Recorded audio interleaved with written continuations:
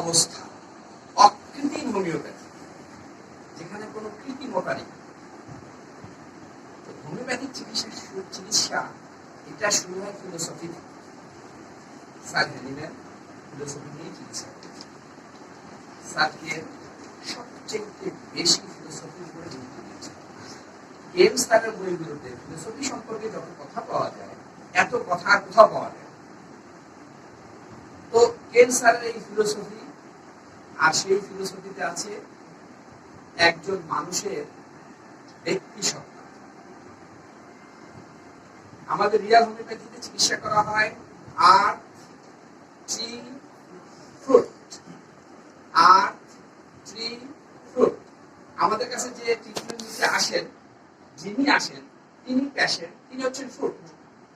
তার পিতামাতা হচ্ছেন আর্থ, সরি ট্রি, এবং ওনার তার আগের যে জেনারেশন, এই জেনারেশনটা হচ্ছে আর্থ।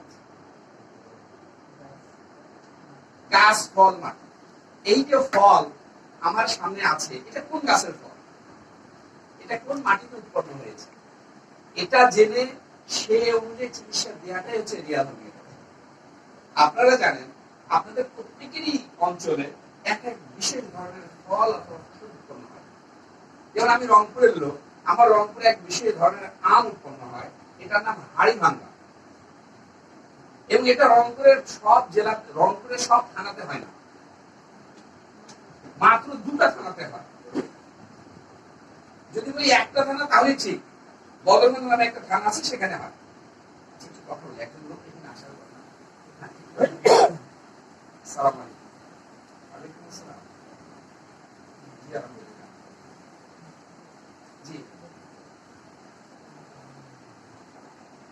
আচ্ছা, আমি তো ঢাকায় একটা প্রোগ্রামে আছি, আপনি যদি 4টা করে নিয়ে নিতেন। আচ্ছা ঠিক আছে, 01 টা ছিল, মাথাটা বেড়ে গেছে। আচ্ছা আচ্ছা ঠিক আছে, বন্ধ করে দেন 01, গরম পানি খাওয়ান। না না না না না না, বন্ধ করে দেন, এখন বন্ধ করে দেন। সালাম।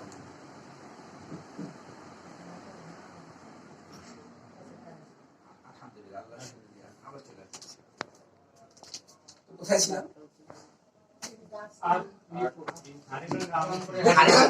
রংপুরে হয় একটা থানা, বদরগঞ্জ থানা এটার নাম। আর রংপুর সদরের কিছু কিছু অংশে হয়, পীরগঞ্জে কিছু জায়গায় আবাদ করা হয়, কিন্তু এদের মান এইরকম না, শুধু বদরগঞ্জের মানটাই উত্তম। তাহলে এই হাড়িভাঙ্গা আম কেন আপনাদের ঢাকায় এত সুন্দর হয় না, কেন বরিশালে এত সুন্দর হয় না, কেন চট্টগ্রামে এত সুন্দর হয় না? নিশ্চয়ই এই আমের, এই আমটা যে একটা ফল, এই ফলের গাছের একটা বিশেষ বৈশিষ্ট্য আছে।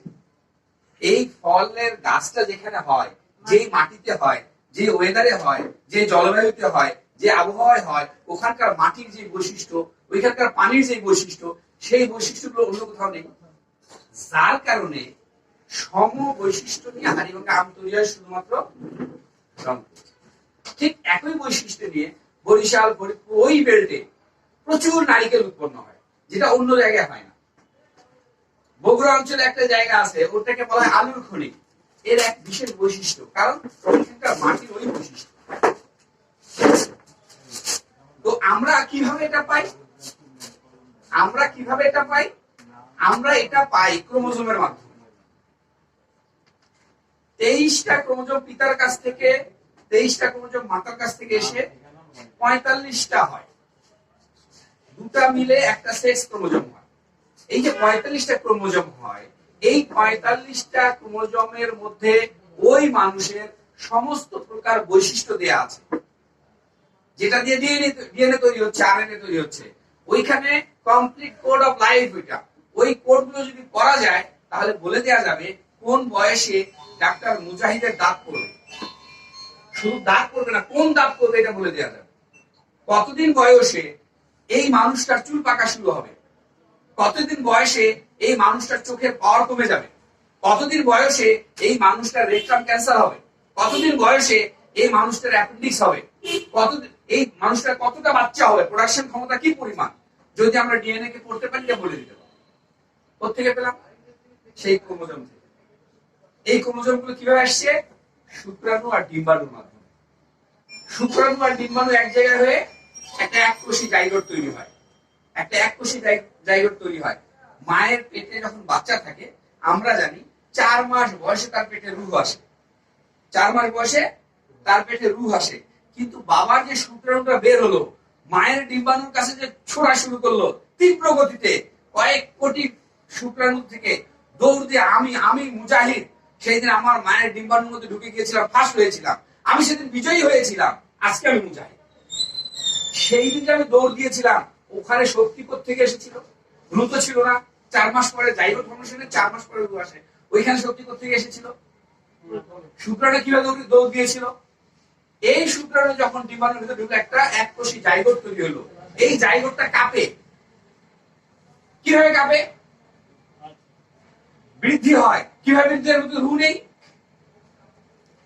এই যে এক শক্তি, এই শক্তিটা হচ্ছে ভাইটাল ফোর্স।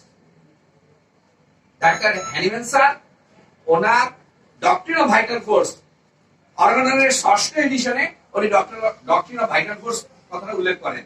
ওখানে উনি 6 নম্বর সূত্রে বলেছেন ডক্ট্রিন ভাইটাল ফোর্সের কথা। আর ওই একই সূত্রের মধ্যে ব্র্যাকেটের মধ্যে ভাইটাল ফোর্সের পাশে লিখে দিয়েছেন ভাইটাল প্রিন্সিপাল। রিয়াল হোমিওপ্যাথির কাজ হচ্ছে এই ভাইটাল ফোর্সের চিকিৎসা করা, আর এজন্য এই চিকিৎসার নাম হচ্ছে রিয়াল হোমিওপ্যাথি। আসে আমাদের কাছে একজন ক্যান্সারের রোগী, আসে আমাদের কাছে একজন ডায়াবেটিসের রোগী, আসে আমাদের কাছে একজন পায়খানার রোগী, কিন্তু আমরা পায়খানার চিকিৎসা দেই না, আমরা চিকিৎসা দেই ভাইটাল ফোর্স। এই ভাইটাল ফোর্সটা আমার সামনে যে বসে আছে, তার ভাইটাল ফোর্সটা কোন কোন ডিজিজে আক্রান্ত, যেটাকে বলা হয় ইনার ম্যান। রুহ, আত্মা, soul and vital force different things. যার কারণে মানুষ মারা যাওয়ার পরেও তার শরীরে অঙ্গ কিছু কিছু আছে যেগুলো বৃদ্ধি হয়। রুহ শেষ তো বৃদ্ধিই শেষ। বাল্যকাল থেকে এখানে একটা শক্তি কাজ করে, এই শক্তিটা হচ্ছে vital force. Hahnemann sir vital force কথাটা বলে গেছেন। এর পরের কথাগুলো কিছু ব্যাখ্যা করেছেন কেন স্যার, আর এটার উপরে গবেষণা করেছেন আমাদের ডাক্তার, আমাদের গুরু, আমাদের পরম শ্রদ্ধেয় গুরু, আমাদের অন্তরের অন্তঃস্থলে যাকে জায়গা দিয়েছি, ডাক্তার শ্যামল কুমার দাস। উনি শিখিয়েছেন ভাইটাল ফোর্সকে চেনা। আমরা অনেকে ডিএইচএমএস করেছি, অনেকে বিএইচএমএস করেছি। আমরা পড়েছি হোমিওপ্যাথি কলেজগুলোতে সিক, পেশেন্ট, ডিজিজ, ইল। কেন স্যার হ্যানিম্যান স্যার একটা অ্যাফোরিজমের মধ্যে সিক বললেন, ডিজিজ বললেন? আমরা তো সবগুলোকে একই ভাবি। আমাদের ডাক্তার শ্যামল কুমার দাস স্যার এগুলোর মধ্যে পার্থক্য আবিষ্কার করেছেন, খুঁজে বের করেছেন পার্থক্য কোথায়। এই জন্য এটার নাম রিয়াল হোমিওপ্যাথি। এখানে প্রকৃতপক্ষে হোমিওপ্যাথিক চিকিৎসাই দেওয়া হয়। এখানে আমাদের গ্রাম অঞ্চলে প্রচলিত আছে 1 গ্রাম গ্লুকোজের মধ্যে 3 ফোঁটা ঔষধ দিয়ে রোগীকে দিয়ে দেওয়া হলো, সকালে এতটা, বিকেলে এতটা, রাতে এতটা খাবে। অথচ এই প্রথা অর্গাননের কোথাও নেই। অর্গাননে বলা আছে একজন রোগীকে প্রতিবার পরিবর্তিত মাত্রায় ঔষধ প্রয়োগ করিতে হইবে। আমি গ্লুকোজের থেকে মাত্রা পরিবর্তন হলো না, কিন্তু আমি যখন পানিতে দিচ্ছি, ডিস্টিল ওয়াটারে দিচ্ছি, আর এটা সাক্কাসান হচ্ছে 10টা, 8টা, 15টা, স্যার বলেন 8টা, তখন এটার মাত্রার পরিবর্তন হচ্ছে। কতটুকু হচ্ছে হয়তো আমি মাপতে পারছি না, কিন্তু হচ্ছে। তাহলে অর্গাননের সূত্র এটাকে সাপোর্ট করছে। অর্গাননের সূত্রে বলা আছে 4 আউন্স পানিতে একটা 10 নম্বর গ্লুকোজ দিতে হবে। 4 আউন্স পানিতে একটা 10 নম্বর গ্লুকোজ দিতে হবে। আমরা কি করি? প্রথম কথা, আমাদের বাংলাদেশে তো 10 নম্বর গ্লুকোজ নেই। যদি বলি হ্যাঁ পাওয়া যায়, অবশ্যই পাওয়া যায়, ওইটা প্রকৃত 10 নম্বর গ্লুকোজ নয়। প্রকৃত 10 নম্বর গ্লুকোজ হবে বড় সুজির দানার সমান। বড় সুজির দানার সমান, এটা হবে 10 নম্বর গ্লুকোজ। এটা দিতে হবে। যাই হোক, আমরা না হলে বাংলার বেশি দিলাম, কিন্তু একটা তো দিলাম। একজন রোগীকে 1 ম্যান 1 ডিজিজ, আমার অনেক লেকচারে দেখেন, ভিডিও ফেসবুকে, ইউটিউবে আছে। 1 man one disease, one medicine, one potency. এই চারের বাহিরে যাওয়া যাবে না। আমি যদি কোন রোগীর ক্ষেত্রে one man, one disease, one medicine, one potency select করতে পারি, রোগী যত তীব্র যন্ত্রণা নিয়ে আসুক, আমার চেম্বারে যদি সে 2 ঘন্টা বসে থাকে, যদি 1 ঘন্টা বসে থাকে, সে সুস্থ হয়ে ফিরে যায়। কিন্তু আমাকে এই জায়গায় আসতে হবে, সব এক। আর হেলিং স্যার এটাই বলে গেছেন, this is the fact of Real homeopathy. তাহলে আমরা যে চিকিৎসা দেই, আমরা জানার চেষ্টা করি যেই মা এবং বাবা থেকে আজকের পেশেন্টটা আমার সামনে এসেছে, সেই মা এবং বাবার জাইগোটগুলো কেমন, কি কি বৈশিষ্ট্য নিয়ে এসেছিল। মা বাবার যদি জাইগোটের বৈশিষ্ট্য ক্রোমোজোমগুলোর বৈশিষ্ট্য বের করতে না পারি, তাহলে ওই লোকটা ক্রোমোজোমের বৈশিষ্ট্য বের করতে পারবো না, ওই পেশেন্টের বৈশিষ্ট্য বের করতে পারবো না। ওই যে পেশেন্টটা বসে আছে, তার ইনার ম্যান, যেটা ভিতরের যে মানুষ, তার যে ভাইটাল ফোর্স, এই ভাইটাল ফোর্সের কি সমস্যা আমি বের করতে পারবো। তাহলে প্রথম কাজ হলো আমাকে ভাইটাল ফোর্সকে চিনতে হবে। ভাইটাল ফোর্স কয়টা ডিজিজে আক্রান্ত হয় সেটা আমাকে জানতে হবে। আর ওই ডিজিজ গুলোতে আক্রান্ত হলে সে কি কি লক্ষণ প্রকাশ করবে সেটা আমাকে জানতে হবে। ওই লক্ষণ প্রকাশের পরে যদি একটা ভাইটাল ফোর্স কয়েকটা ডিজিজে আক্রান্ত হয়, ওই ডিজিজ গুলোর মধ্যে কোনটাকে আমি প্রধান হিসেবে ধরবো সেটা আমাকে জানতে হবে। জানার পরে এই প্রধানতম ডিজিজকে রেসিসিভ পর্যায়ে নিয়ে যাওয়ার জন্য কি করতে হবে সেটা জেনে আমাকে মেডিসিন প্রয়োগ করতে হবে। কি কি মেডিসিন প্রয়োগ করতে জানতে হবে এবং সেই মেডিসিন প্রয়োগ করতে হবে। কিভাবে প্রয়োগ করতে হবে, প্রয়োগের নীতিও আমাকে জানতে হবে। আমরা হোমিওপ্যাথি করব। এখন আমাদের দেশে প্রচলিত আছে কোম্পানি প্যাথি। আমাদের গ্রাম অঞ্চলে, আমার রংপুর গ্রাম, আমি এক জায়গায় যাই, ওইখানে চেম্বার আছে একটা। ওই চেম্বারে যদি খোঁজা যায়, ওই চেম্বারে দেখা যাবে এরকম সুন্দর সুন্দর সেল তৈরি করা আছে, র‍্যাক তৈরি করা আছে। খুব বেশি যদি হয় হোমিওপ্যাথিক মেডিসিন 5%, বাকি সব সিরাপ, খাই, এই কোম্পানি, ওই কোম্পানি, ওই কোম্পানি, ওই কোম্পানি।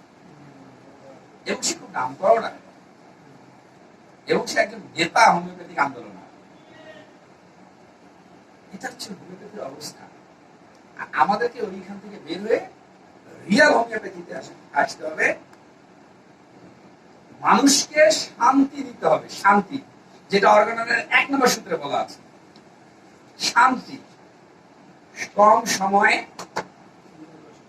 কম কষ্টে, কম খরচে সর্বোচ্চ শান্তি প্রদান করতে হবে। আর এটাই সম্ভব রিয়াল হোমিওপ্যাথি। তাহলে এখন আমাকে চিন্তা হবে ভাইটাল ফোর্স কি। আমি তো বললাম ভাইটাল ফোর্স সম্পর্কে। যদি ভাইটাল ফোর্স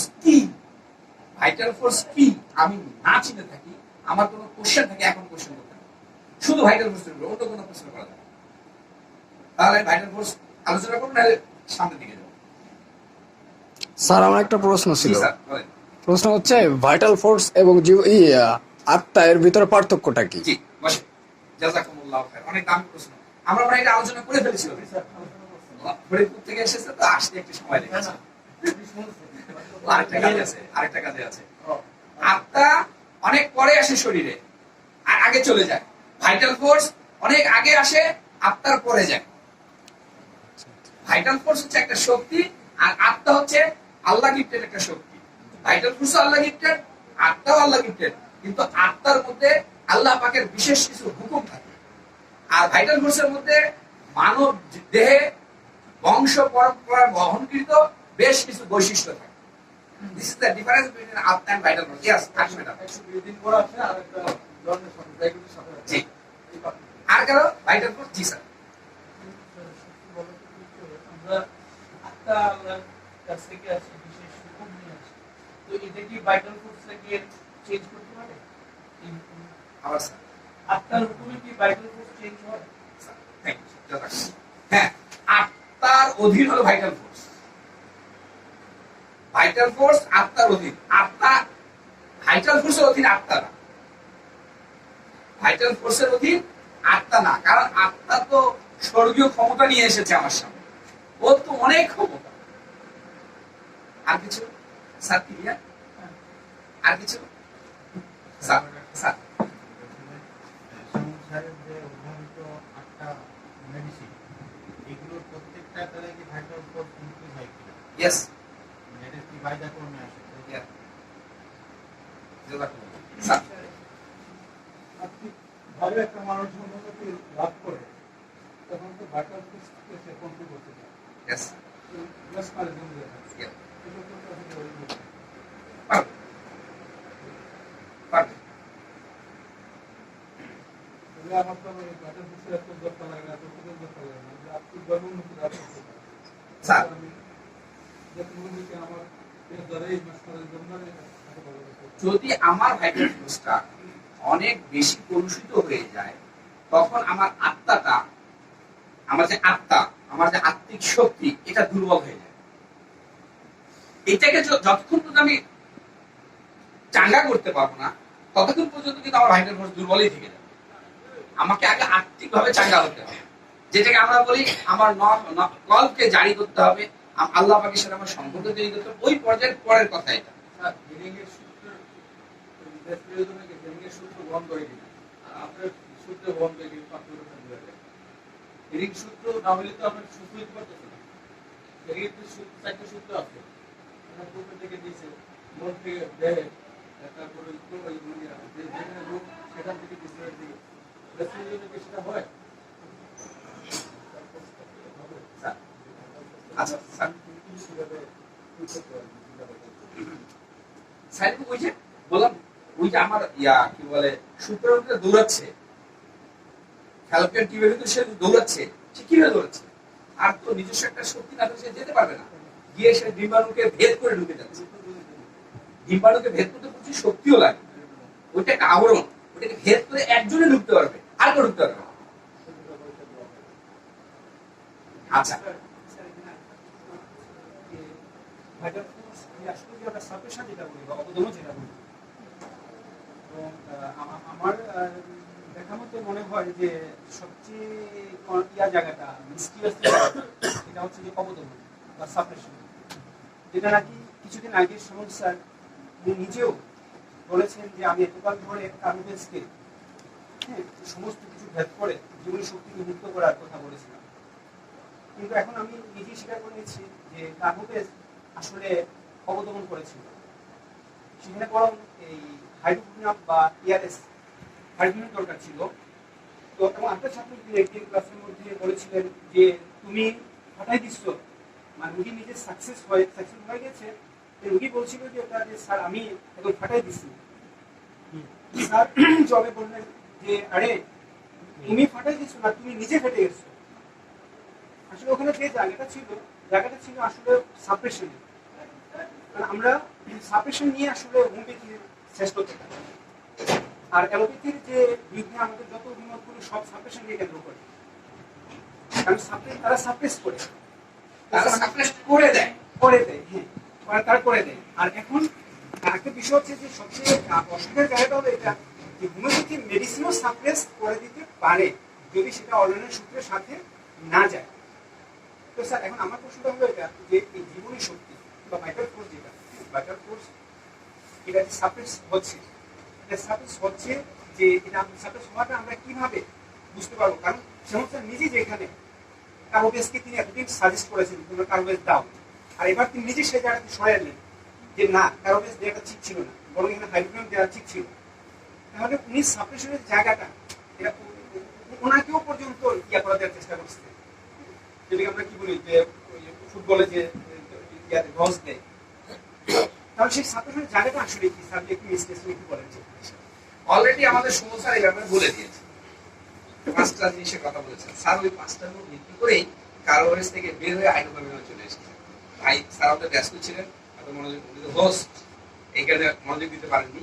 5টা বিষয়, এই 5টা বিষয় ওই যে সুমন স্যার বললেন টাইফয়েডের ইতিহাস ছিল 14 বছর থেকে তার চুল পরে, আমি তাকে টাইফয়েড নাম দিলাম 03, তার চুল পড়া বন্ধ হয়ে গেল within 7 days, but after 7 days he experienced another thing. ঘুম নেই, মনে শান্তি নেই, মেজাজ খিটখিটে হয়ে গেছে, স্টুল ঠিক নেই, তারপরে ভালো লাগে না কিছুই। এই যে ইনার ম্যানের যে ভাষা, ভাইটাল ফোর্সের ভাষা, ভাইটাল ফোর্সের কথা, সেটা হলো পাঁচটা, যেটা সুমন স্যার বলে। সেই পাঁচটা হলো খাওয়া, ঘুম, মেজাজ, পায়খানা, কনসাসনেস, রোগ সম্পর্কে সচেতন। এই পাঁচটা জিনিস দিয়েই আমি বুঝবো ভাইটাল ফোর্সটা অবদমিত হচ্ছে না ভাইটাল ফোর্সটা জাগা হচ্ছে। আচ্ছা, তাহলে ভাইটাল ফোর্স চলে গেল। ভাইটাল ফোর্স কি আমরা মোটামুটি চেষ্টা করলাম শেয়ার করার জন্য। এরপরে ভাইটাল ফোর্স অসুস্থ হয়, অসুস্থ হলে অসুস্থতা প্রকাশের মাধ্যম কি? ওই পাঁচটা জিনিস। সুস্থ হলে তার সুস্থতা প্রকাশের ভঙ্গি কি? ওই পাঁচটা জিনিস: খাওয়া, ঘুম, মেজাজ, পায়খানা, কনসাসনেস, রোগ সম্পর্কে তার সচেতনতা, রোগের প্রতি তার মনোযোগ। এই পাঁচটাই বুঝাবে আমার ভাইটাল ফোর্স সুস্থ না আমার ভাইটাল ফোর্স অসুস্থ। তাহলে ভাইটাল ফোর্স কি হয়ে গেল, কিভাবে অসুস্থতার লক্ষণগুলো বোঝা গেল, অসুস্থতার লক্ষণ বোঝা গেল। এখন ভাইটাল ফোর্স যে অসুস্থ হয়, কয় প্রকারের অসুস্থতা? 6 প্রকার। 6টা রোগে ভাইটাল ফোর্স আক্রান্ত হয়। 6টা রোগে ভাইটাল ফোর্স আক্রান্ত হয়। 1 নাম্বার হচ্ছে PTS, 2 number PRS, 3 number TDS, 4 number syphilitic, 5 number sycotic, 6 number psoric. এই 6টা ডিজিজ দ্বারা ভাইটাল ফোর্স আক্রান্ত হয়। ভাইটাল ফোর্সের রোগ হলো এই 6টা, যার কারণে আখিকে স্যার বলেছে তুই তোর সাইনবোর্ডে লিখে দে আমি ক্যান্সারের ডাক্তার, আমি জটিল রোগের ডাক্তার, আমি কি বলে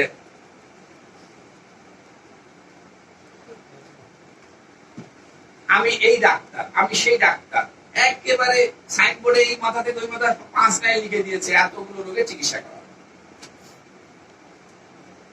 কিন্তু আমরা চিকিৎসা করি 6টা রোগ, নট মোর দেন 6। 6টা রোগ, 6টা রোগ। এই 6টা রোগ চিনতে পারলে এই রোগগুলো কি আমি যদি মানে স্বাভাবিকভাবে বলি, আমি যদি বুঝতে পারি জ্বরের বৈশিষ্ট্য কি, তাহলে তো আমি জ্বরের মেডিসিন দিব। কারণ গা গরম হয়েছে, তাপমাত্রা অনেক বেড়ে গিয়েছে, মুখে স্বাদ নেই, পানির পিপাসা তীব্র কিন্তু পানি খেতে পারে না, এগুলো দেখে আমার কাছে মনে হলো পেট খারাপ হয়েছে, তাহলে পেট খারাপ ওষুধ দেবো। আমি তো চিনি না জ্বর কাকে বলে। সো আমাকে আগে চিনতে হবে এই 6 জন ব্যক্তি কে, এই 6টা রোগ কে। 1 নম্বর হলো শরীর। শরীরের বহু বৈশিষ্ট্য আছে, যেহেতু অল্প সময়ের মধ্যে আমরা এটা কভার করতে পারবো না, জাস্ট আমি শুধু বলে দিচ্ছি। শরীর হলো ক্যাজুয়াল, শর্ট, একেবারে শর্ট টার্ম। শরীর হলো ক্যাজুয়াল। এরপরে 2 নম্বর রোগী হচ্ছে সাইকোটিক। সাইকোটিক হচ্ছে family oriented, plus introvert or extrovert, plus planning in life. এটা হচ্ছে সাইকোটিক। সাইকোটিক কি? Family oriented, extrovert or introvert, are planning in life. এটা হচ্ছে সাইকোটিক। সিবিলিটিক, ডিস্ট্রাক্টিভ, সমস্ত কিছু তার চিন্তা, চেতনা, ভাব, ভঙ্গি, রোগ, শোক সব destructive. TDS, tubercular diathesis syndrome.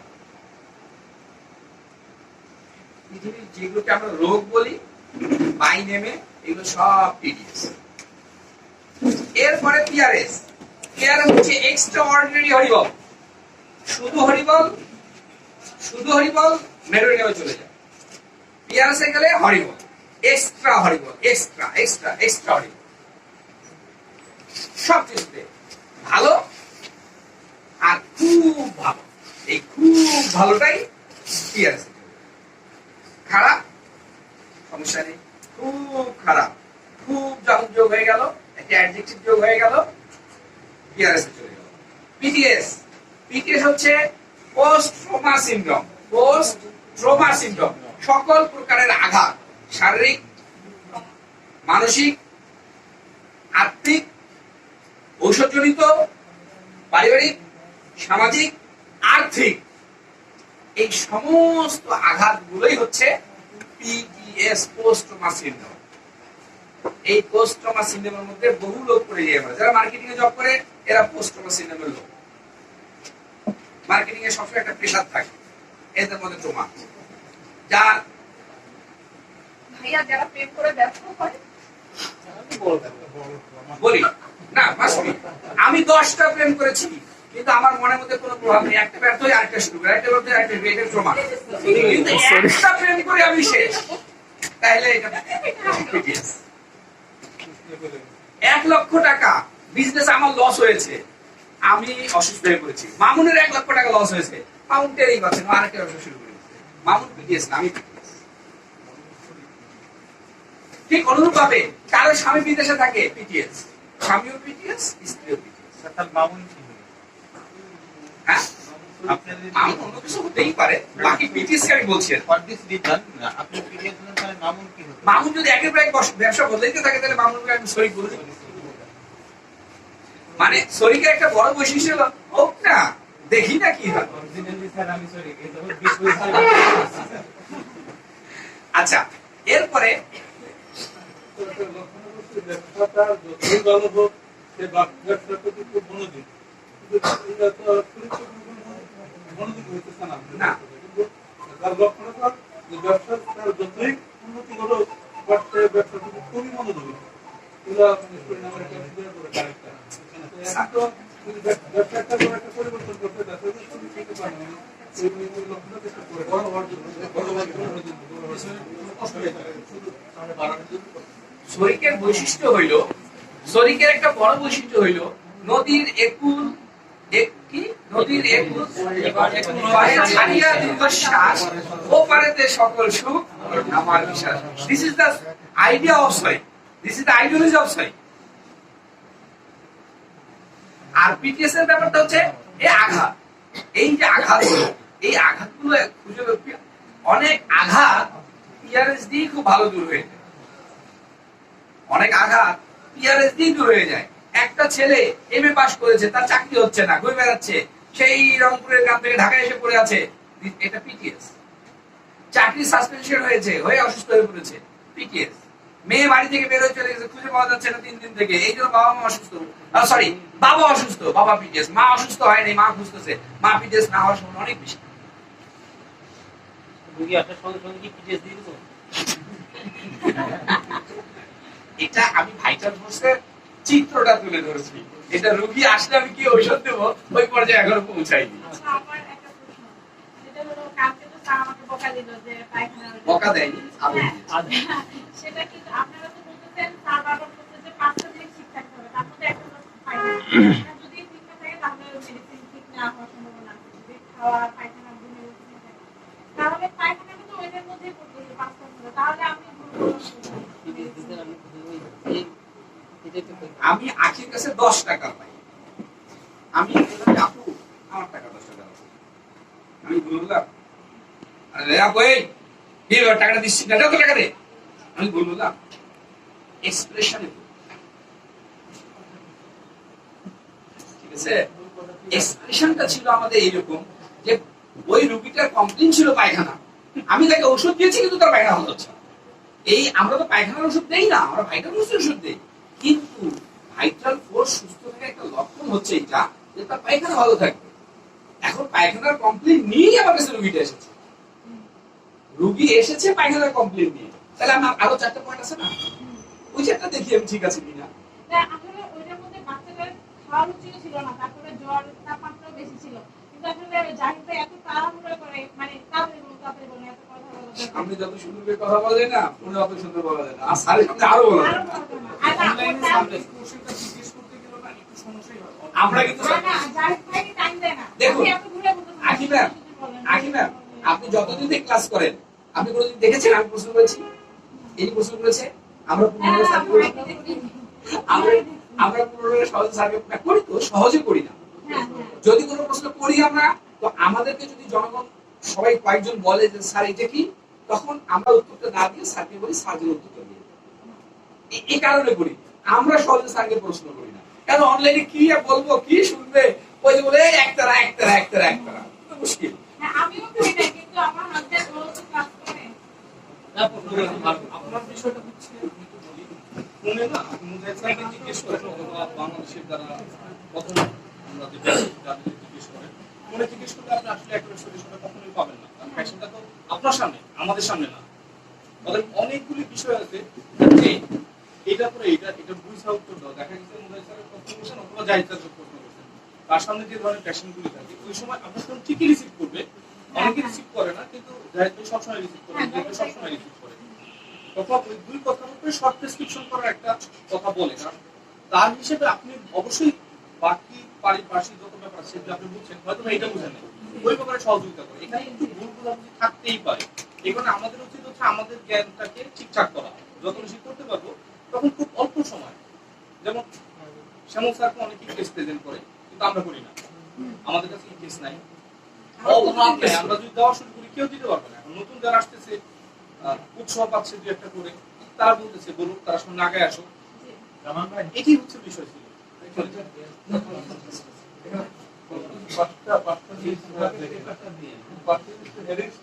Follow করেন তাহলে প্রথম কথাটা তো এখানে যে inner to centre to verify, centre to verify, এটা ফার্স্ট হলো। হ্যাঁ ফার্স্ট টু সেন্টার মানে আপনার মন যদি ভালো হয়ে যায় তারপরে মানে বিভিন্ন উড়াগাড়ি দেখা যায়, চেষ্টা দেখা যায়, নেদারল্যান্ডে তার সমস্যা আছে, বিভিন্ন সমস্যা যদি সমস্যা হয় আর তার মনটা যদি ভালো থাকে তাহলে আমি মনে করবো আমার রোগীটা ভালো হবে। এখন যত সময় লাগে আমি মনে করি এমন ক্ষেত্রে আমি সাকসেস, আমি যখন মাইন্ডেড রোগী দেখি আর তার মনটা যখন আমি ভালো দেখি তখন আমি মনে করি সাকসেস। এরপর যদি রোগটা পূরণ হয় তাহলে রোগটা পরেই যাবে, তখন রোগটা আগিয়ে যাবে। এগুলো যে আমি আস্তে আস্তে যাওয়ার পরে আমি সাকসেস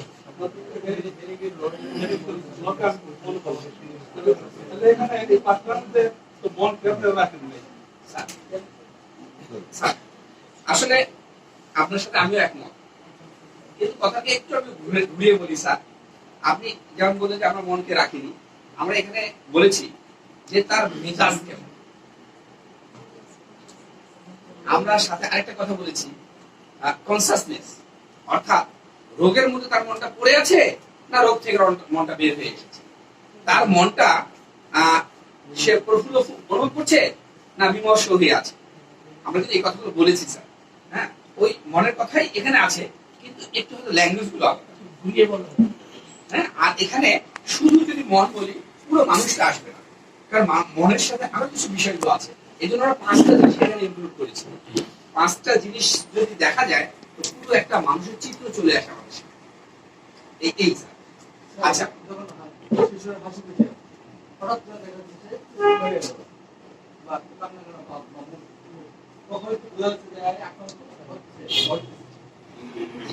আমি আমার কথাটা শেষ করে নিই, আপনারা নেন সবাই, খেতে থাকে কথা বলতে থাকে, আমি কথা বলি আপনারা নেন। জি হ্যাঁ একসাথে চলবে।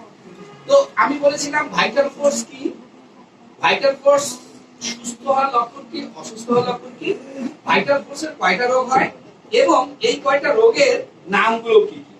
প্রত্যেকটা রোগ চেনার জন্য সংক্ষেপে একটা দুটো করে বৈশিষ্ট্য বলেছি। স্যারের বইয়ে ডিটেইলস দেয়া আছে, যেমন হ্যারিংসের ল, হ্যারিংসের ল স্যারের বইয়ে 208 পৃষ্ঠায় আপনারা পেয়ে যাবেন। 3টা ল অফ কিওর, 3টা কিওরের ল আছে, 3টাই দেয়া আছে 208 পৃষ্ঠায়। আপনি পুরোটা স্যারের বই যতই পড়বেন আপনি ততই অবাক হবেন, যতবার মানে রিভিশন করবেন ততবার নতুন নতুন তথ্য পাবেন। একবারে প্রথমবার করে যা বুঝবেন দ্বিতীয়বারে ভিন্ন কিছু, তৃতীয়বারে আরেকটা কিছু, চতুর্থবারে আরেকটা কিছু। এই জন্য স্যার বলে যে তোমরা পড়ো, আমি যেমন পড়েছি তোমরা পড়ো, তোমাদের উপরওয়ালা কিছু দেবে। তো এই ভাইটাল ফোর্সের রোগ, ভাইটাল ফোর্সের রোগ প্রকাশের ভাষা, তার বৈশিষ্ট্য বলা হলো। এখন এই 6টা রোগের ঔষধ, 6টা রোগের জন্য আমরা 8টা ঔষধ সিলেক্ট করি। এক সময় ছিল 2012 সালের বইয়ে 150টা, 2015 সালের বইয়ে 93টা, 2018 সালের বইয়ে 10টা, এখনো বইয়ে 10টা আছে, স্যার বলছেন 8টা। কামিং উইকেই আরেকটা নতুন বই চলে আসবে, ওখানে 8টাই থাকবে। কামিং উইকে চলে আসছে ইনশাআল্লাহ, খুব সুন্দর বই। এই কামিউনিটি আসতেছে, এই যে 5-7 দিনের মধ্যেই আমরা প্রকাশ করি। সুমন ভাই আমরা যে ফটোকপি পাইছি ওই বই তো না স্যার, ওটা তো গবেষণাপত্র। উত্তর গবেষণা। যেটা দিয়েছে ওটা গবেষণাপত্র। দ্বিতীয় খণ্ড ওই গবেষণা পত্রের কিছু অংশ থাকবে আর নতুন কিছু। স্যার সংযোজন হয় আমাদের প্রত্যেকটা বই আগের তো হ্যাঁ। এখন এই যে 8টা মেডিসিন, আমি স্যার এই যে 8টা মেডিসিন, এই 8 মানে এখানে কি মানে আমি হামিদ স্যারের কাছে এবং প্লাস পুরো অডিয়েন্সের কাছে ক্ষমা চেয়ে নিচ্ছি, কারণ 8টার মতো তো ক্ষমতা আমার নেই, যোগ্যতা এটা বেয়াদবি হবে আমার বয়স্ক। আসলে প্রসিডিউর মেইনটেইন করার জন্য একটু নাকি আমি থামিয়ে দিলাম। তো 8টা মেডিসিনের নাম হচ্ছে 1 কার্বোভেজ, 2 কার্বোএনিমেলিস, 3 হাইড্রোফোবিনাম, 4 ব্রোসেরা, 5 সিবিনাম, 6 সোরিনাম, 7 থুজা, 8 মেডোনিনাম। জি প্রথমে বলেছি কার্বোভেজ এবং কার্বোএনিমেলিস, দুটো মিলে পিটিএস। পিটিএস এর সাইকেলে দুটো ঔষধ, সাইকোটিকের সাইকেলে দুটো ঔষধ, থুজা এবং মেডোনিনাম, আর সবার একটা করে। সোরিকের সোরিনাম, সিবিটিকের সিবিনাম, পিআরএস এর হাইড্রোফোবিনাম। এই সব মিলে হলো 8টা মেডিসিন। এই 8টা মেডিসিন নিয়ে আমাদের চিকিৎসা। এখন প্রশ্ন আসতে পারে, সাইকোটিকে আমরা দুটো পাচ্ছি জি। সুজাইগনাটোরি জি জি স্যার, ইয়েস। এখন প্রশ্ন আসতে পারে, আমারও এটা প্রশ্ন ছিল, সকলেরই এটা প্রশ্ন আসা স্বাভাবিক, অনেকেই আমাদেরকে এই প্রশ্ন করে, প্রায় 8000 মেডিসিন থেকে কেন 8টা মেডিসিন? কথা সত্য, যদি আমি 8টা মেডিসিন ব্যবহার করলে গুনাহ হয়, তাহলে অবশ্যই 7750টা জায়গায় যদি 7749 হয় তাও আমার গুনাহ। যদি 8টা মেডিসিন ব্যবহার করে আমার অন্যায় হয়, অর্গাননের পরিপন্থী মানে না হয়, হোমিওপ্যাথির পরিপন্থী না হয়, তাহলে 7750টার পরিবর্তে আমি যদি 7749টা ব্যবহার করি তাও আমার এটা অন্যায় হবে। আমি একটা বাদ দিলাম, হ্যান্ডিম্যানের কোনো কিছু আমি বাদ দিতে পারবো না। বর্তমানে সারা ওয়ার্ল্ডে নেট থেকে যেটা পাওয়া যায়, সর্বোচ্চ মেডিসিনের সংখ্যা প্রায় 3500, যেটা পাওয়া যায় অ্যাভেলেবল 3500 মেডিসিন পাওয়া যায়। তাহলে বাকি 3500 কি অন্যায় করলো? ওগুলো যে ব্যবহার করতেছিলেন, তাহলে কি আমি হোমিওপ্যাথ নই? জার্মান কোম্পানি উইলমারশোয়ে, এরা এক ধরনের মেডিসিন প্রডিউস করা 1980 সালে বন্ধ করে দিয়েছে। আপনারা যারা প্রবীণ আছেন জানেন। তাহলে সে কি হোমিওপ্যাথিক কোম্পানি নয়? নোসল মেডিসিন তারা ব্যবহার প্রোডাকশন করে না। সোরিনাম, সিবিনাম, মেডোনিনাম তারা ব্যবহার প্রোডাকশন করে না, নোসল মেডিসিন প্রোডাকশন করে না, তাহলে তারা হোমিওপ্যাথ নয়। কথা হচ্ছে এটা,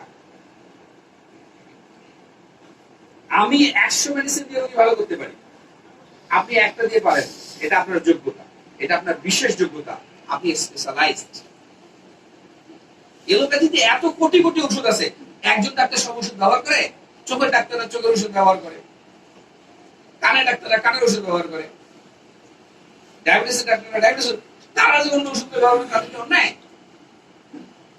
আমাদের এলাকায় এক লোক ছিল, মানে গল্প শুনেছি আর কি, এটা বাস্তবে আমি দেখিনি। তার বৈশিষ্ট্য হলো সমালোচনা। কোথাও দাঁত দিলে খেতে যায়, প্রচুর খায়, খেয়ে বলে ইস বস্তুটা রান্না করেছিল কিন্তু খেতে পারলাম না, ভালো করে রান্না করে। আরেক জায়গায় খেতে পোলাওটা ভালো হয়নি, আরেক জায়গায় জর্দা ভালো হয়নি। এক বাড়িতে এক লোক হেভি রান্না করছে, সব আইটেমের রান্না ভালো করেছে, এবং ওই লোকের পরামর্শ সাপেক্ষেই রান্না করছে, এবং তাকে দাওয়াত দিচ্ছে। সে খেয়ে দিয়ে বাইরে যা বলতেছে, ইস একটু আয়োজন করছে, টাকার গরম দেখানোর জায়গা পাই। আসলে আমরাও জানি, যারা সমালোচনা করতে পছন্দ করে তারাও একটা বিশেষ ভাইটাল ফোর্সের রোগে অসুস্থ। ওই বেচারা ওই রোগে অসুস্থ, সে সমালোচনা করবে। আমার ওদিকে দেখে লাভ নেই, আমি এগিয়ে যাচ্ছি কিনা, আমার রোগী সুস্থ হচ্ছে কিনা, আমি রেজাল্ট পাচ্ছি কিনা, দিস ইজ দ্য ম্যাটার। আমি কয়টা ওষুধ ব্যবহার করতেছি এটা ম্যাটার না। আমি ব্যবহার করলাম 5000 ঔষধ, আমার রোগী সুস্থ হচ্ছে না, 5000 ঔষধের কোনো ভ্যালু আছে? আমরা কেন 8টা মেডিসিন ব্যবহার করি? স্যারের বইয়ের প্রথম দিকে যে স্যারের মুখবন্ধ আছে, লেখকের মুখবন্ধ আছে, ওটা পড়লেই এই জামান ভাই স্যারের বইটা আছে কাছাকাছি, দেওয়ার মধ্যে আছে, কোনটা এই যে গবেষণাটা নাকি না হোমিওপ্যাথিক বিজ্ঞান এর আগেরটা আছে? যে কোনো একটা। তো স্যারের বই প্রথম থেকে স্যার ওই কেন 8টা মেডিসিন ব্যবহার করা হচ্ছে, 10টা মেডিসিন ব্যবহার করা হচ্ছে, 8টা মেডিসিন ব্যবহার করতে করা হচ্ছে, স্যার এটা সুন্দরভাবে দিয়েছে। স্যার অসংখ্যবার সবচেয়ে যে মেডিসিনগুলো ভালো রেজাল্ট দেয় এগুলো ব্যবহার করার চেষ্টা করেছেন। প্রথমে 700, তারপরে 100, 222টা, তারপরে আরেক 150টা, তারপরে 93টা, 150 এবং 93 বই আছে স্যার। তারপরে 10টায় কেন এসেছে স্যার এখানে সুন্দর করে লিখে দিয়েছেন যে এই মেডিসিন গুলো হচ্ছে লং ডিপ অ্যাক্টিং মেডিসিন। এখানে পড়লেই নবধারার ম্যাট্রিমেডিকা, এটা পড়লেই আমাদের কনফিউশন দূর হয়ে যাবে। এই কারণেই যে এই মেডিসিন গুলো গভীর ক্রিয়াশীল, দীর্ঘস্থায়ী ক্রিয়া করে। যেমন সালফারকে বলা হয়, সারের উদাহরণ থেকে আমি বলছি, সালফারকে বলা হয় সোরার রাজা। বড় ভালো কথা, তাহলে সোরামাইলিনের ক্ষেত্রে ভাইটাল ফোর্স যদি সোরায় অসুস্থ হয় আমরা সালফার দেব, কিন্তু স্যার সালফার রাখেননি, স্যার রেখেছেন সোরিনাম। ওয়াই? সোরিনাম চ্যাপ্টারে বলা আছে যেখানে সালফার ক্রিয়া করতে ব্যর্থ সেখানে সোরিনাম উত্তম কার্য প্রকাশ করে। তাহলে কেন আমি সালফার দিয়ে সময় নষ্ট করব? This is the cause to select only 8 medicine. এই কারণে আমরা 8টা মেডিসিন ব্যবহার করি। এই 8টা মেডিসিন সম্পর্কে যেমন ওই যে বললেন আমরা 12, 14, 10 বছর 15 বছর থেকে স্যারের সাথে আছি, একবার দৌড়ে যশোর, একবার কুষ্টিয়া, একবার ফরিদপুর, একবার বরিশাল, কত যে দৌড়েছি পাগলের মতো। তবলিগে যেমন গাড়ি নিয়ে দৌড়াই, স্যারের পিছনে ব্যাগ নিয়ে দৌড়াই, কত যে দৌড়েছি, এখন আমরা শিখতে পারিনি। তাহলে সবারই সময় লাগবে আমাদের মতো। এই জন্য সবাই ধৈর্যের সাথে থাকেন, বইপত্র পড়েন, ইনশাআল্লাহ ইনশাআল্লাহ ইনশাআল্লাহ আপনারা অনেক ভালো পারবেন। কারণ আপনাদের মতো এইরকম সামনে রেখে আমাদেরকে বলার মতো স্যার ছাড়া কেউ ছিল না, কেউ ছিল না। আমি বাংলাদেশে এই যে জুমের ক্লাস চালু করেছি, সবাই আপনারা দেখছেন। আমি এই যে ঢাকায় গত মাসে এসে, এই যে এই মাসে এসে সবাইকে আপনাদেরকে একদম বিভিন্ন জেলায় জেলায় দৌড়াচ্ছি। স্যাররাও যান, সেদিন স্যার চট্টগ্রাম থেকে আসেন। এই এখন আমাদের লোক তৈরি হয়েছে দৌড়ানো। আগে তো স্যার একা ছিলেন, যার না আমরা স্যার একার কাছে পাইনি। আপনারা তো আমাদের কাছে পাবেন, স্যারের কাছে পাবেন, ইউটিউবে পাবেন, তারপরে অনলাইনে স্যারের ক্লাস এতেই থাকবে। আপনাদের ওই যে বললো মামুন, আপনাদের অনেক সহজ, শুধু কাজ হলে একটু লেগে থাকা ধৈর্যের সাথে। কারণ বিষয় তো নিয়ে আপনার এলাকায় যে পুরনো তার সাথে কথা বলবো। ওই যে ভাই বলতো না ফোনে, বিশ্বাস করবেন না, ফোন দিয়ে বলে যে স্যার একটু কথা বলবো। হ্যাঁ বলেন স্যার, এই সমস্যা। আচ্ছা তাহলে আপনি আপনার কেসটি একটু পাঠিয়ে দিন। স্যার একটু শোনেন না স্যার। আচ্ছা একটা যখন রিকোয়েস্ট করে আমি কিছু বলতে পারি, আর সে পুরো ফোনে আমাকে কেস, তার পুরো কেসটা শোনাবে। আমার কানে কি থাকবে? আমি যদি দিনে 10টা কেস শুনি, অলরেডি আমি অসুস্থ হয়ে পড়েছি। আজ রাত 10টা থেকে সকাল 9টা পর্যন্ত ফোন বন্ধ করে গেছে, সেদিন রং হয়ে গেছে, আমার ফোন বন্ধ, পরে আমার বাসায় গেছে। আসলেই তো সহজ এবং সত্য কথা। প্যাশেন্ট আমি আগে অনলাইনে অনেক ট্রিটমেন্ট দিতাম, এখন দেই না। আমি বলি প্যাশেন্ট আমার কাছে আনবেন, আমি দেখবো অনেকে একবার। প্যাশেন্ট না দিন ঠিক হয় না। হ্যাঁ অবশ্যই আপনারা আমাদেরকে ফোন দিবেন, অসংখ্যবার ফোন দিবেন, কিন্তু শর্ত হচ্ছে আপনার যেখানে সমস্যা সেটা নিয়ে ফোন দেন। কাইন্ডলি প্যাশেন্টের পুরো কেসটা নিয়ে আমাদেরকে শুনে। হ্যাঁ আপনার প্যাশেন্টের কেসটা কি ঠিক হলো কিনা আপনি আমাকে দেখাতেই পারেন, স্যারকে দেখাতেই পারেন। স্যারের মেসেঞ্জারে পাঠিয়ে দিন, স্যারের হোয়াটসঅ্যাপে পাঠিয়ে দিন। স্যার মনোযোগ দিয়ে অবসরে দেখবেন, ভাববেন, চিন্তা করবেন, আপনাকে প্রেসক্রিপশন করে দেবেন। আপনি ফোনে বললেন আমি একটু মনোযোগে আছি, হয়তো এখানে লেখার কাজ করছি, অর্ধেক শুনলাম অর্ধেক শুনিনি, যতটুকু শুনি ততটুকু বুঝি নেই, বুঝলে যতটুকু বুঝি ততটুকু চিন্তা করার সময় নেই, যতটুকু চিন্তা করেছি ততটুকু দেখে ওষুধ দেওয়ার সময় নেই। একটা বললাম যেহেতু ডাক্তার সাহেব ফোন দিয়েছে মন খারাপ করে, ঠিক আছে দিয়ে দেন কারো উপরে। আসলে হয়তো তো কারো এলিমেন্টস। অবশ্যই আপনারা আমাদেরকে ফোন দিবেন, কিন্তু শর্ত হচ্ছে আপনাদের যে বোঝা কম বেশি সেগুলো রুগী নেয় না, রুগী ধরেন।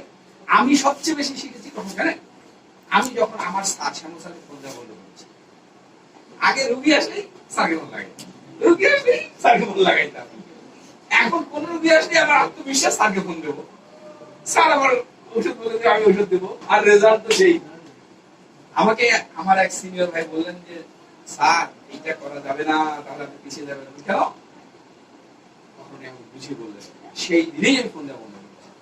রুগী আসে, আমি দেখি, কেস করি, তৈরি করি, এই করি, সেই করি, কোনো ওষুধ দিই, কি হয় হোক, ভুল হয় আবার চেষ্টা করি, না হলে আমি আমার দেশের কাউকে জিজ্ঞাসা করি। আর আমার শুনে দেখি আমার এলাকায় ওই আখির মতো ছোট ছোট কয়েকটা মেয়ে আছে, আমার সাথে যে কয়েকটা ছেলে আছে, ওদেরকে নিয়ে আমি চলি, বাস অনেক সুন্দর করে পরামর্শ দেয়, এগিয়ে যাই। এই জন্য আপনারা যত বেশি, আমাদের এলাকায় নিম গাছ আবাদ হয়, নিম গাছ চাষ হয়, আপনাদের এলাকায় হয় কিনা হয় জানি না, তো দেখি যে নিম গাছের মধ্যে এই একটা করে লাঠি লাগিয়ে দেয়, সুন্দর লম্বা বড় হয়ে যায়। কোনো কারণে যদি লাঠিটা খুলে দেওয়া হয়, বড় গাছটা সেজায় চলে যায়। আর জঙ্গলের মধ্যে যে নিম গাছটা হয়, কোনো লাঠি থাকে না, সুন্দর উঠছে উঠছে উঠছে উঠছে একা। এই জন্য আপনি চেষ্টা করেন, এগিয়ে যাবেন, আমরা আছি আপনার সাথে। কিন্তু যদি আমাদের উপর নির্ভর করেন, সারা জীবন আপনি আমাদের উপর নির্ভরশীল থাকবেন এবং পিছিয়ে যাবেন। সবাইকে অনেক অনেক ধন্যবাদ। আমার কথায় বলতে গেলে আল্লাহ মাফ করুক, আপনারাও মাফ করবেন। কারো যদি প্রশ্ন থাকে, সময় মাত্র 10 মিনিট, এর মধ্যেই প্রশ্নটা শেষ করতে হবে। স্যার বলুন। আমি মাইন্ডে পড়ার চেষ্টা করবো, বই দেখছি, কিন্তু সেলফিশ কথাটা কোনো জায়গাতে লেখা নাই। স্যার কি কি লেখা আছে? না সেলফিশ না, আপনি কি কি পেয়েছেন স্যার? স্টুপিড পাইছেন? স্টুপিড পাইছেন? নাই স্যার সিফিল ইনকামের নক কেমন হয় স্যার? আমি এখন আমি সেদিন মোস্তফা ভাইকে বলেছিলাম, আমার চেম্বারে গিয়েছিল সেলফিশ কথাটা স্যার, আমি মনে করেন যে ড্রসেরা রেস্টলেসনেস, এই কথাটা আমি অনেক এক জায়গায় পেয়েছি। যা করা হয় অর্থাৎ উপরিভাগের ট্রিটমেন্ট করা হয়। স্যার একটু জোরে বলেন। Prescribing for the result of the disease, এই যে কথাটা, prescribing for the result of the disease causes changes in the result of the disease, but not in the sickness, except to hurry its progress. এই যে prescribing for the result of the disease, result of the ডিজিজের জ্বরের ওষুধ দেওয়া হলো, জ্বরের ওষুধ দেওয়া হলো, এটা হচ্ছে সুগার পেশেন্টের মধ্যে। আমার কাছে একটা রোগী আসলেন, ওনার চোখ ভীষণ লাল, 3 মিনিট, ওনার মেয়ে ডক্টর আমাদের সাথে, আমার স্টুডেন্ট, সে ওষুধ দিয়েছে, ভালো হয়। আমার কাছে এসেছে, চোখ তীব্র লাল হয়ে আছে, কি ওষুধ দেবো? খুবই লাল, বেলোডোনা হতে পারে, রক্তাক্ত লাল, বেলোডোনা হতে পারে, যদি গরম থাকে, গরমও আছে। আমাদের থিওরির আরেকটা নাম হচ্ছে গোব্যাক। আমি লাল থেকে একটু গোব্যাক করার চেষ্টা করলাম। কি ব্যাপার, কবে থেকে এরকম? 3 দিন থেকে। 3 দিন থেকে কেন? বমি হয়েছিল তো, প্রচন্ড বমি হয়েছিল, তারপর থেকে চোখ লাল। কেন বমি হলো? দাঁত খেতে গিয়েছিল তো, এলোমেলো খাওয়া হয়েছে। চোখ লালটা গেল না, দাঁত খেলো এলোমেলো করে, এলোমেলো দাঁত, তারপরে বমি, তারপরে আমাকে যেতে ওই জায়গায়। এই যে নির্দিষ্ট রোগের উৎস খুঁজে না বের করে শুধুমাত্র রোগের চিকিৎসা দেয়া, this is the superficial homeopathy. আর নির্দিষ্ট রোগ, ওই যে chromosome, DNA, RNA, zygote, sperm, ovum থেকে যে রোগগুলো আমার মধ্যে চলে এসেছে, এটাকে খুঁজে বের করে যে আমরা ট্রিটমেন্ট দেই।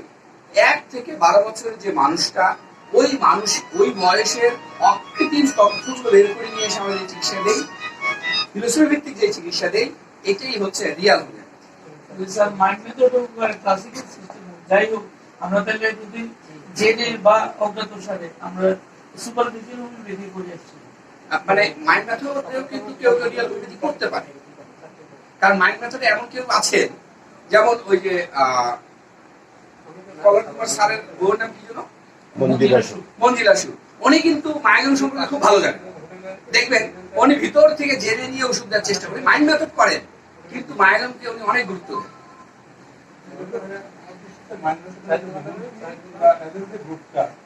অনেক আগে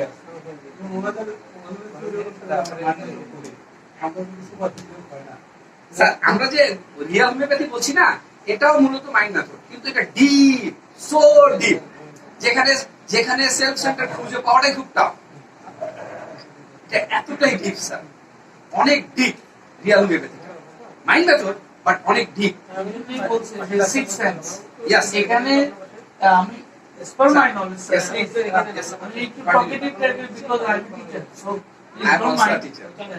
তো যেটা হচ্ছে এই যে সিক্স সেন্স ডেভেলপমেন্টের জন্য সেলফ সেন্সটা সবচেয়ে আগে প্রয়োগ করতে হবে। নিজস্ব যে ধারণা, সিক্স সেন্সের জন্য সিক্স সেন্স মানে হলো সেলফ সেন্স, আর সেলফ সেন্স যার যত বেশি সার সে ততই এই রিয়েল হোমিওপ্যাথি কত ভালো যেতে পারে। যেমন মন্টে স্যারের ক্লাসে, কল্যাণ কুমার স্যারের ক্লাসে এবং সেগাল স্যারের ক্লাসে, সবগুলি স্যারের ক্লাসে আমি যেতে মানে সক্ষম হয়েছে, এটা আমার ভাগ্য হয়েছে। ইভেন মন্দির এবং কল্যাণ স্যারের যে ক্লাসগুলি আমি খুব ভাবে ফলো করেছি। আসলে আমরা যেটা করতেছি এতদিন যাব হোমিওপ্যাথির বিভিন্ন অস্ত্রের খোঁজ পাচ্ছিলাম, এখন আমরা অ্যাটমিক এনার্জি যে সন্ধান পেয়েছি।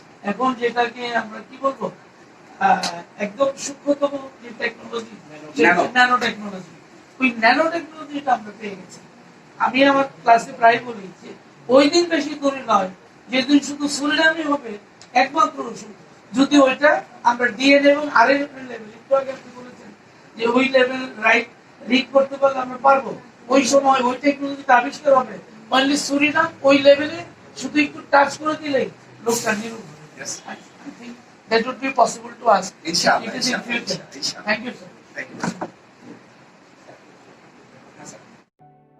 ডিয়ার ভিউয়ার, আপনারা যারা হোমিওপ্যাথিক চিকিৎসা সম্পর্কে জানতে বুঝতে ও চিকিৎসা নিতে আগ্রহী এবং হোমিওপ্যাথির খুঁটিনাটি বিষয় ও গবেষক ডাক্তার শ্যামল কুমার দাস স্যারের সকল প্রকার আপডেট সবার আগে পেতে চান, তারা আমাদের চ্যানেলটি এখনই সাবস্ক্রাইব করুন। চ্যানেলটি সাবস্ক্রাইব করে পাশে থাকা বেল আইকনটি এখনই বাজিয়ে দিবেন। আর হ্যাঁ, আমাদের আজকের ভিডিওটি কেমন লাগলো তা জানাতে অবশ্যই কমেন্ট বক্সে কমেন্ট করবেন। ভালো লাগলে একটা লাইক করবেন এবং আপনার বন্ধুদের সাথে শেয়ার করবেন। আজ বিদায় নিচ্ছি, ভালো থাকবেন, সুস্থ থাকবেন।